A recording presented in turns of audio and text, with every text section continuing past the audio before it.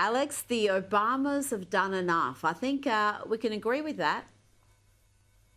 Oh, they've done more than enough, but I think there's real trouble in paradise. I think that's why she's not going to run, is because her and Barack are, they're on the rocks, and she wants to blame her children, and that's her prerogative. But if her and Barack were still in love, I don't know why she wouldn't consider running for president, considering that she's probably more talented than Kamala Harris, and that is you were just talking about earlier.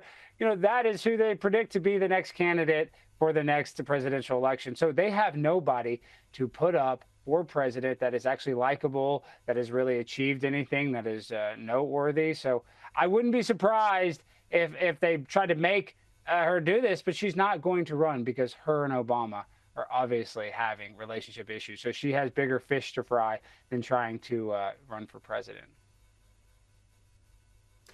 And that podcast, you are familiar with the medium. You would have participated in many successful podcasts. What would you advise her if you were her producer? How would you improve it? Because thus far it has been not exactly been compelling, and it hasn't been pulling in the figures. I mean, if you want my honest opinion, how does she make a successful podcast? It'd be easy. Just say she loves Donald Trump. If she became conservative, it would be the #1 podcast. If she started talking like, oh, I love Trump, everybody would have to go listen to it. So I'm just saying, if she wants numbers, she wants views, she should do the opposite of what we expected. She should become, she should be, a big Trump supporter, a Trump podcast. Think about the numbers that would do, Rita.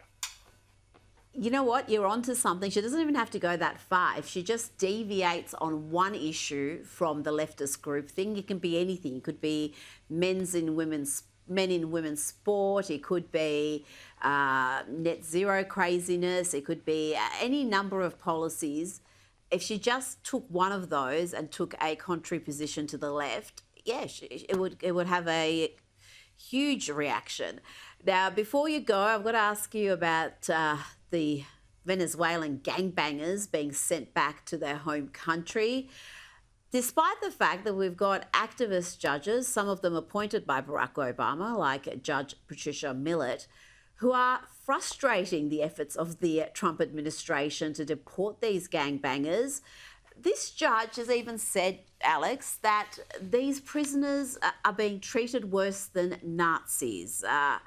What's your response to that?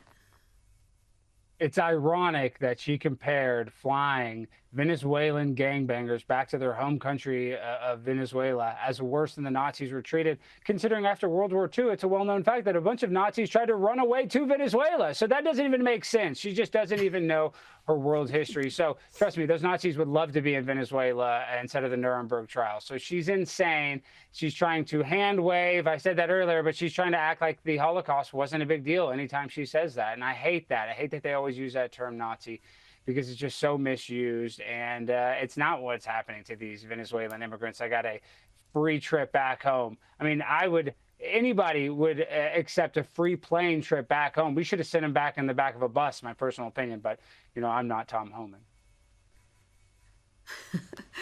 Alex Stein, thank you so much for your time tonight. Thank you, Rita. Always a pleasure.